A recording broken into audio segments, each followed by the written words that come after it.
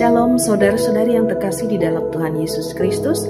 Bersama dengan saya Pendeta Januaria Simpan dalam Renungan Malam edisi hari Rabu tanggal 5 Maret tahun 2025. Dan bagian firman Tuhan bagi kita pada saat ini sesuai dengan Nas Almanak GKE terdapat di dalam kitab Perjanjian Baru, yaitu 2 Korintus pasal 5 ayat 20b hingga pasal 6 ayatnya yang ke-10.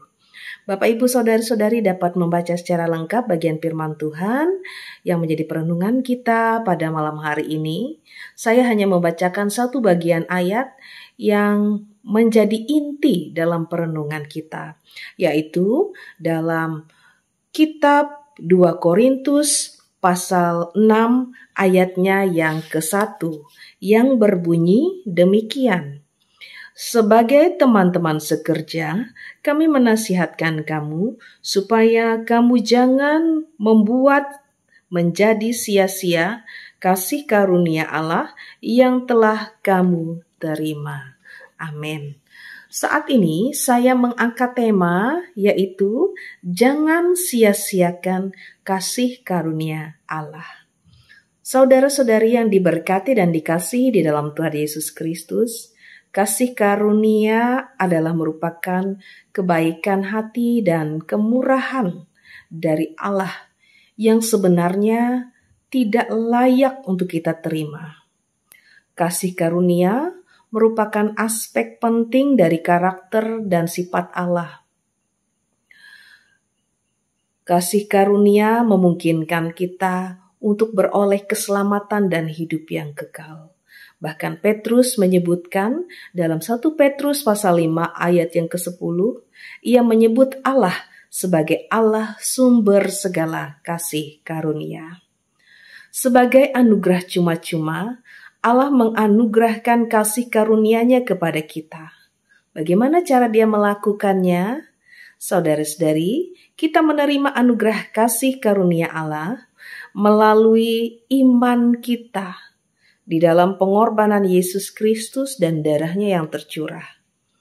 Dalam Roma pasal 3 ayat 24 mengatakan, karena oleh kasih karunia telah dibenarkan dengan cuma-cuma karena penebusan dalam Kristus Yesus.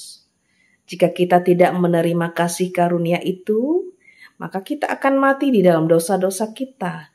Dan kita tidak akan pernah memiliki kesempatan untuk menerima anugerah keselamatan dan hidup yang kekal. Anugerah kasih karunia Allah itu begitu berharga, sehingga sangat penting bagi kita. Dan jangan sampai kita menyia-nyiakannya.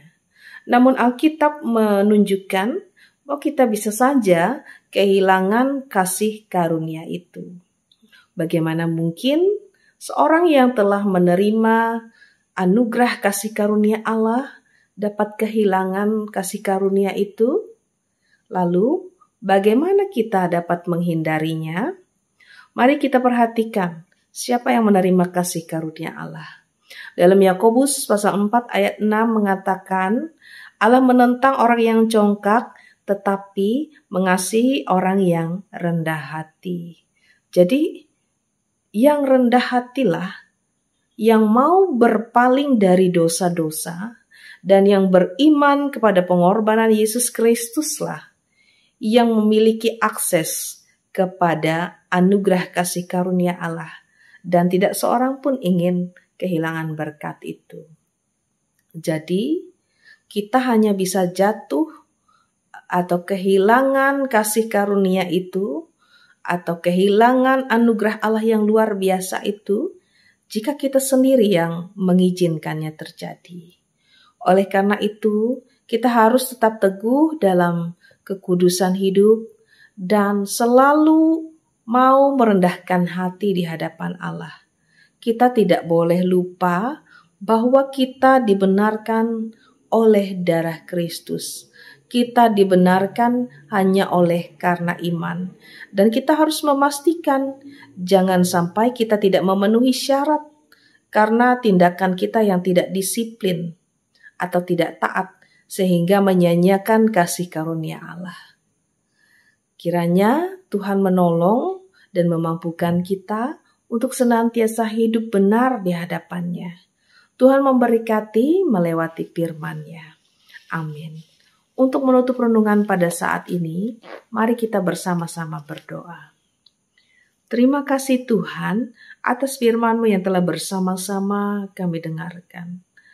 Kami memohon melewati pertolongan kuasa Roh Kudus-Mu, kami boleh senantiasa hidup berkenan di hadapan Allah.